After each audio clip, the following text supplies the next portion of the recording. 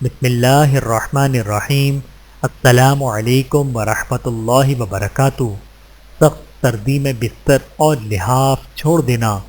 حضرت عبداللہ بن مسعود رضی اللہ تعالیٰ عنہ فرماتے ہیں کہ جن دو شخصوں کو دیکھ کر اللہ رب العزت خوش ہوتے ہیں اور ان میں سے ایک وہ شخص ہے جو سخت سردی کی رات میں اپنے بستر، لحاف اور چادر سے اٹھ کر وضو کرتا ہے، پھر جب وہ نماز کے لیے کھڑا ہوتا ہے تو اللہ رب العزت فرشتوں سے پوچھتے ہیں، میرے اس بندے کو یہ تکلیف برداشت کرنے پر کس نے ابھارا؟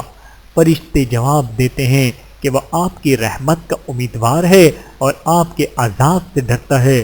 اللہ سبحانہ و تعالی فرماتے ہیں، جس چیز کا وہ امیدوار ہے وہ میں نے اسے دی، اور جس چیز سے وہ ڈر رہا ہے اس سے امن دیا۔ بحوالہ طبرانی شریف، حدیث نمبر 8532۔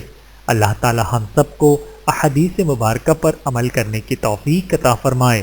آمین ثم آمین۔